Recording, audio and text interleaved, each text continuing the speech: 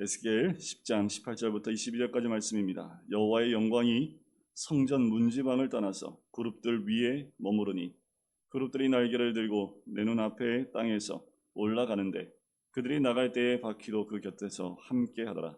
그들이 여호와의 전으로 들어가는 동문에 머물고 이스라엘 하나님의 영광이 그 위에 덮였더라. 그것은 내가 그발 강가에서 보던 이스라엘의 하나님 아래에 있던 생물이라. 그들이 그룹인 줄을 내가 아니라. 각기 내 얼굴과 내 날개가 있으며 날개 밑에는 사람의 손 형상이 있으니 그 얼굴의 형상은 내가 그발 강가에서 보던 얼굴이며 그 모양과 그 몸도 그러하며 각기 곧게 앞으로 가더라. 아멘. 에스겔 말씀은 특별한 말씀입니다.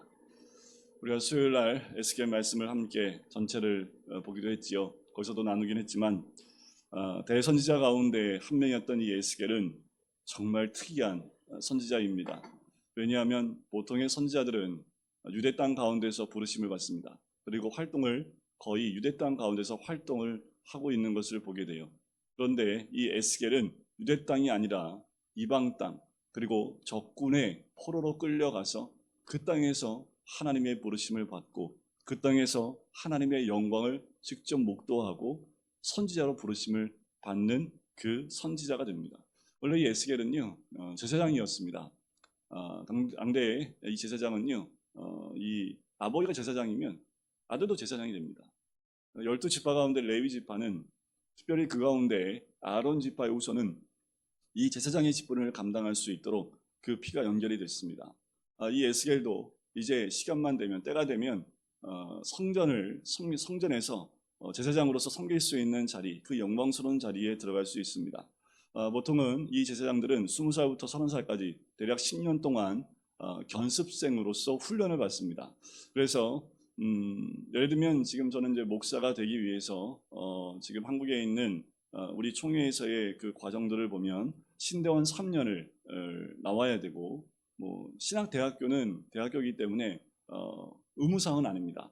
근데 신학대학원은 의무사항이지요. 3년을 나와야 되고 3년을 다 하고 난 다음에 강도사 시험을 봐야 됩니다. 강도사 시험을 통과하면 이제 목사고시를 봐요. 그리고 목사 안수를 받습니다. 그리고 대부분 이제 부목사로서 교회 섬기면서 여러 곳에서 사역을 하지요. 그러다가 하나님이 길을 열어주시면 담임 목사로서의 사역을 감당하게 됩니다. 대략은 한국 땅 가운데서도 10년에서 15년 좀 일찍 이 길을 부르심을 받고 시작한 우리 전사님 같은 경우는 10년 넘게 이제 그러니까 견습생이라고 하는 지금 에스겔처럼 제사장이로서 역할을 감당하기 전까지 대략 10년을 훈련받는 것처럼 어쩌면 전사님이 좀 어린 나이에 부름받았기 때문에 좀 10년 넘게 이제 그 역할을 하게 되겠죠. 지금도 전도사, 강도사, 부목사라는 과정을 통해서 주님이 맡겨주신 사역을 감당하기 위해서 준비되는 과정이다라고 보시면 돼요. 에스겔도 마찬가지입니다. 20살부터 이제 준비되는 견습생의 과정을 겪고 있었습니다. 그런데 바벨론이라는 나라를 통해서 침공을 받게 되지요. 25살에 그때 왕과 함께 포로로 잡혀가게 됩니다. 그러니까 이 에스겔은 모든 꿈이 산산이 다 깨져버린 거죠.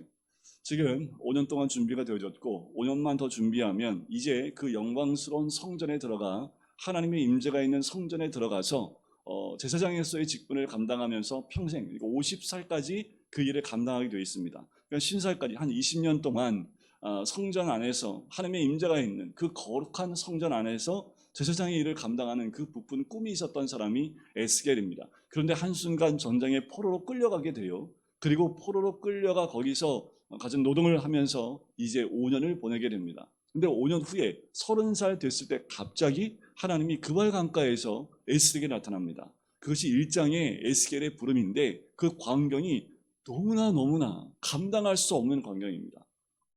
근데 이사야가 하나님 부르심 받았을 때 그 환상 기억하세요? 하나님이 앉아 계시고 또 천사들이 막 다니면서 그러니까 이사야가 그걸 보고 난 이제 죽었다, 큰일 났다. 왜냐하면 내 죄인인데 하나님 영광을 보았다 라고 하니까 천사가 와서 그 숯불을 내서 그 입을 지지잖아요. 근데 이 에스겔은 좀 달라요. 에스겔은 좀 다른 형상인데 내 얼굴을 가지고 있는 그 형상의 생물을 봅니다. 날개짓을 하고 있어요. 그리고 날고 있습니다. 그러니까 이 지금 광경이 한 번도 보지 못하는 광경인데 그런데 느낌은 뭘까요? 하나님의 영광을 경험했다라는 거죠. 그런데 여기서 에스겔이 굉장히 큰 충격을 받아요.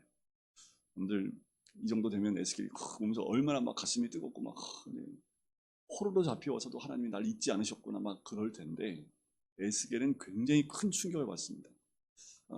뼛속 깊이 제사장으로 훈련되어졌던, 태어날 때부터 아버지가 제사장이었기 때문에 보고 자란 게 그거였는데, 근데 지금 포로로 잡혀온 그발 강가에서 이가 아마 앉아서 쉬고 있었을 때 그때 오셨던 것 같아요. 근데 그 자리에서 하나님의 영광을 본 거예요. 이게 무슨 문제가 있냐면, 이스라엘 민족 사고 가운데 하나님의 영광은 어디에 있어야 됩니까? 성전에 있어야 합니다. 하나님의 영광은 어디에 있어야 됩니까? 지성소에 있어야 돼요. 그런데 지금 그 하나님의 영광이 지금 어디에 있어요? 자기가 있는 이방 땅 그발 강가에 있는 거예요. 그 영광을 보면서 두렵고 떨림도 있지만 하나는 또 하나의 충격이라는 거지. 이게 도대체 뭐지? 하나님의 영광이 지금 예루살렘 성전 가운데 있어야 되는데 왜 여기에 있는 거지? 하나님의 부르심을 받으면서도 이 궁금증이 풀리지 않는 거지. 그 가운데 이제 하나님이 이 에스겔을 통해서 예루살렘이 어찌 될 것에 대한 부분들을 예언케 하십니다. 그런데 이 에스겔은 또 하나의 특징이 있는데 뭐냐면, 하나님께서 선지자는 뭘로 하게 할까요? 하나님 말씀을 대언하는 거잖아요. 근데 선지자는 이 혀를 천장에 붙여버립니다. 뭐 어떡하라는 얘기예요 도대체. 그래서 에스겔은 특이하게 환상해 보는, 그러니까 하나님의 그 예언의 말씀을 이 천장에 혀가 딱 붙어버리니까 말로 못해요. 그래서 어떻게 하냐 하면 액션을 합니다. 그러니까 이 제사장으로 이제 선지자로 부름받은 참 특이한 경우이기도 하지만, 또 더 특이한 건 뭐냐 하면, 여태까지 뭐 연극 배우로 훈련받은 것도 아닌데 하나님이 너 이렇게 해. 예를 들면 이 똥으로 떡을 구워서 먹어. 그리고 뭐 이렇게 예루살렘 성같이 비슷하게 만들어 놓고 그쪽을 누워서 490일 동안 움직이지도 마. 한쪽으로만 계속 누워. 머리카락 다 잘라가지고 사람들 오가는 모든 자리에서 3분의 1에서 불로 태우거나 바람에 날리거나 칼로 쳐. 그냥 말도 않고 그냥 그것만 하고 있는 거예요. 이게 지금 어떤 형상입니까? 에스겔은 그 어떤 선지자보다 답답한 거예요. 지금 이 예언의 말씀을 선포하는 이 자리도 어디냐 하면 바로 예루살렘이 아니라 지금 포로로 잡혀와 있는 그 사람들에게 예루살렘에 대해서 예언을 하고 있다는 거예요. 모든 것이 무너지는 것 같아요. 그런데 그 이유를 오늘 본문에서 에스겔은 깨닫게 됩니다. 오늘 본문 이 10장이 오기까지 그 앞부분 부르심을 받고 여기까지의 내용은 무슨 내용이냐면, 예루살렘, 유대 땅 가운데 있는 죄악에 대해서 낱낱이 선포합니다. 그런데 8장 가운데 하나님의 성전 가운데서 이루어지고 있는 모든 죄악의 실상들을 다 보여줍니다. 어떻게 보여주냐면, 각계 각층에 있는 모든 사람들이 하나님의 성전에 들어와서 어떻게 우상을 섬기고 있는지를 낱낱이 다 보여줘요. 대제사장들과 제사장들은 어떻게 우상을 섬기고 있는지, 또 이스라엘 백성들은 어떻게 섬기고 있는지, 고관들과 관리들과 잘 사는 사람들은 어떻게 우상을 섬기고 있는지, 그 백성들이 얼마나 하나님을 섬기지 않고 하나님 성전에 들어와 우상을 섬기고 있는지를 낱낱이 다 보여주시는 거죠. 지금 그발강가인 바벨론의 포로로 잡혀가 있는데 하나님이 환상 가운데 그를 옮겨서요 예루살렘 성전을 보여주시는 거예요. 그 안에 갔더니 난장판입니다. 제사장으로서 섬겨야 될 그 자리가 완전히 우상으로 완전히 난장판이 되어져 버린 거예요. 그리고 무엇을 본 겁니까? 하나님의 영광이 함께 있었던 그 성전에서 하나님의 영광이 올라오기 시작을 합니다. 거기서 하나님의 영광이 떠나기 시작을 해요. 그 성전에서 올라와 점점 성전에서 빠져나가는 그 움직여가는 과정들을 에스겔을 통해서 환상으로 보여주고 계시는 거예요. 여러분들 11장 한번 보시겠어요? 11장 22절 23절을 보면 그때의 그룹들이 날개를 드는데 바퀴도 그 곁에 있고 이스라엘 하나님의 영광도 그 위에 덮였더니 여호와의 영광이 성읍 가운데에서부터 올라가 성읍 동쪽 산에 머무르고, 성전에서 아예 나와서 예루살렘 동쪽 산까지 그냥 옮겨가 버린 거예요. 그리고 어디까지 갔을까요? 에스겔에 있는 바벨론까지 그 하나님의 영광이 떠나버립니다. 그럼 지금 교회에 성령님이 없는 거예요. 마치 그와 같습니다. 하나님이 어디 계십니까? 이 말이에요. 이 시대 하나님은 어디에 임재해 계실까요? 지금 우리에게 말씀하시는 거예요. 교회가 성전일까요? 맞아요. 하지만 진정한 성전은 우리들 자신들입니다. 주님 오실 때에, 우리 주님 다시 오실 때에 어디에 임재하실까요? 성전 맞습니다. 그런데 성전에, 하나님의 임재가 없는 성전에 우리 주님이 다시 오시겠습니까? 왜 하나님이 떠났을까요? 하나님의 임재와 영광이 왜 떠올라서 움직였을까요? 성전이 더 이상 하나님이 계실 수 없을 만큼 더럽혀졌기 때문입니다. 이 시대에 우리가 더 깨어 있어야 될 것은, 이 시대에 많은 교회들, 수없이 많은 교회들이 있음에도 불구하고 이 땅 가운데 상상하지도 못했던 일들이 일어나고 있고, 죄악이 난무하고, 또 하나님 보시기에도 이제는 하나님의 고개를 돌릴 만큼 이 땅이 그런 땅이 되어져 가고 있는 것 아닙니까? 그 책임이 누구한테 있을까요? 하나님의 거룩한 임재가 있어야 될 성전 가운데에서 성전의 역할을 감당치 못해 성전에서 떠나버리는 하나님. 기도하시는 분들이 우려했던 게 뭐냐면, 한국 땅에서 하나님의 촛대를 옮겨버리신다라는 그런 이야기를, 경고의 메시지를 많이 했고, 그 경고의 메시지는 벌써 오래전부터 나온 메시지입니다. 하나님의 영광이 언제까지, 또 하나님의 촛대가 언제까지 이 땅 가운데 있을 줄 아느냐, 깨어서 기도하라, 회개하라, 돌이키라는 메시지는 계속 있었고, 교회들이, 우리 교회들이, 또 목사님들이 자고책으로 다시 초대 평양 대부흥 운동과 같이 그때로 돌아가자라는 운동도 버리고 다시 말씀으로 돌아가자라는 운동도 버렸습니다. 그런데 정작 많은 성도님들은 그 자리에서 잘 움직이지 않고 그냥 그렇게 살아가는 형편처럼 보여요. 어떻게 할 수 있습니까? 아무리 교회가 많아도 변한 게 없습니다. 아무리 이 땅에 많은 크리스찬이 있어도 변한 게 없습니다. 뭐가 변했을까요? 교회에 나오는 성도 수가 줄기 시작을 했습니다. 그 숫자의 줄어짐은 우리 어르신들의 숫자가 주는 게 아니라 그 다음 세대인 젊은이 세대들이 교회를 떠나기 시작을 했고, 젊은이 세대가 교회를 떠나니까 그 자녀 세대인 우리 어린아이들이 교회에서 사라지기 시작했다는 거죠. 인구 숫자가 준 거, 그것도 이유가 되겠지만 성전이 성전에서의 역할을 감당치 못하고 있다는 겁니다. 성도 여러분, 이 에스겔은 계속 깨워요. 정말 힘든 그 몸짓을 통해서 깨우고 있어요. 포로로 잡혀간 유대인들에게 일어나도록, 깨어나도록 별의별 모습으로 하나님 말씀하시는 대로 순종하여 모든 것을 다합니다. 그런데 결국 어떻게 됐을까요? 이가 온지 대략 11년 정도 이후에 예루살렘이 함락이 됩니다. 그리고 완전히 회파되어지고 성전은 다 무너져 버리게 된다는 거죠. 경고의 메시지. 하나님이 경고하고 계심에도, 하나님의 영광이 떠났음에도 불구하고 여전히 그들은 성전에만 하나님이 계신다라는 착각과 함께 주일날, 이들이 안식일날 당연히 제사 드리지. 그런데 그 동일한 장소에서 동일하게 우상을 섬기고 죄악을 범하고 있는 일들을 함께 했다라는 겁니다. 이 말씀은 선지자들을 통해서 누누이 얘기하고 있는 똑같은 메시지, 경고의 메시지입니다. 우리가 뭐가 더 중요할까요? 아마 에스겔은 이 예루살렘에 머물러 있었다면 그냥 성전 그것만 바라보고 성전 안에서 일을 감당하는 제사장의 직분 외에는 보는 게 없었을 겁니다. 그런데 그가 선지자로 부름받고 나 보니까 이스라엘 전체, 이 유대인들이 어떠한 형편에 있는지를 보게 하셨다는 거지.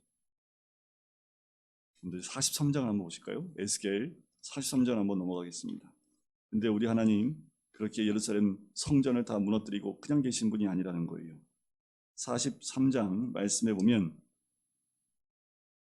1절부터 제가 5절까지 말씀을 읽어드릴게요. 그 후에 그가 나를 데리고 문에 이르니 곧 동쪽을 향한 문이라. 이스라엘 하나님의 영광이 동쪽에서부터 오는데 하나님의 음성이 많은 물소리 같고 땅은 그 영광으로 말미암아 빛나니 그 모양이 내가 본 환상 곧 전에 성읍을 멸하러 올 때에 보던 환상 같고 그발 강가에서 보던 환상과도 같기로 내가 곧 얼굴을 땅에 대고 엎드렸더니 여호와의 영광이 동문을 통하여 성전으로 들어가고 영이 나를 들어 데리고 안뜰에 들어가시기로 내가 보니 여호와의 영광이 성전에 가득하더라. 하나님의 영광이 다시 성전에 충만해지는 역사를 이 43장에 가서 보게 됩니다. 우리 하나님은 다시 회복하기를 원하십니다. 이 모습은요, 에스겔 통해서 성전이 다시 회복되어지는 그 과정 끝에 다시 여호와의 영광이 성전 가운데 돌아와 임재하는 그 모습을 에스겔 통해서 환상 가운데 보여주신 거예요. 근데 놀라운 건 뭔지 아십니까? 이 40장부터 나오는 회복되어진 성전의 이름에는 예루살렘 성전이란 말이 없습니다. 그냥 성전이에요. 우리가 회복되어지면 금강교회 성전에 하나님이 임재해야겠지요. 금강교회 빠지고 교회 성전에 하나님의 임재를 보는 것 말고요. 다시 회복되어지려면 우리 개인의 성전이 회복되어야 되겠지요.